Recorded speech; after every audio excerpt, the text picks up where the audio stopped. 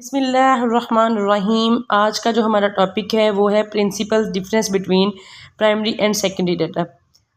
Primary data, the first hand data which the researcher gather by himself is known as primary data. जो researcher first time खुद अपने हाथ से collect करता है, फर्स्ट टाइम अपना क्वेश्चनर बनाता है या इंटरव्यू करता है या कोई भी प्राइमरी डाटा का जो सोर्स है उसको इस्तेमाल करके डाटा कलेक्ट करता है, वो हमारे पास प्राइमरी डाटा होता है।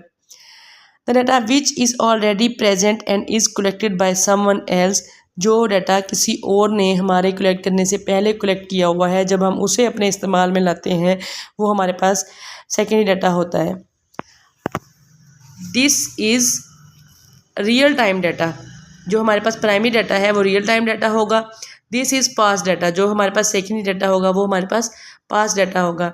The researcher has to be very involve in order to collect primary data. जो रिसर्चर है, जाहिर है वो फर्स्ट टाइम काम कर रहा है, वो अपने पर्पज़ के लिए डाटा कलेक्ट कर रहा है, तो वो क्या होगा, वो प्रॉपर तौर पे अपने रिसर्च में इन्वॉल्व होगा, ठीक है, प्राइमरी डाटा को कलेक्ट करने में। The process involve in collecting secondary data is quick and easy. जो सेकेंडरी डाटा है उसमें जो रिसर्चर है वो प्रॉपर तौर पे खुद इन्वॉल्व नहीं होगा, किसी और ने डाटा कलेक्ट किया होगा अपने किसी पर्पज़ के लिए, वो सिर्फ उसको प्रोसेस डाटा को अपने रिसर्च में इन्वॉल्व करके उसको कलेक्ट कर लेगा, और ये एक ईजी वे है। The source to collect primary data involves, जो सोर्स है प्राइमरी डाटा को कलेक्ट करने के लिए उसमें क्या क्या चीज़ें इन्वॉल्व होती हैं, observations, survey, interview, personal interview, questionnaire and so on.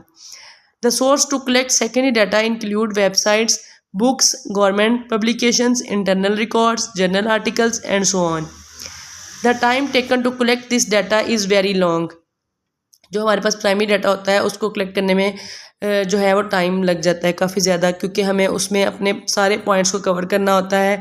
फिर फॉर एग्जांपल अगर हम क्वेश्चनर बना लेते हैं तो क्वेश्चनर बनाने के बाद हमें ये चूज़ करना होता है कि सैम्पल कितने का होगा, हम डाटा कैसे कलेक्ट करेंगे, किन किन लोगों से कलेक्ट करेंगे। उसके बाद उसको कलेक्ट करने के बाद हमें उसको प्रॉपर किसी एक्सेल शीट पे कन्वर्ट करना पड़ता है, उसकी कोडिंग करनी होती है, तो वो एक काफ़ी लॉन्ग टाइम जो है वो प्रोसेस होता है डाटा को कलेक्ट करके उसको मेनटेन करना।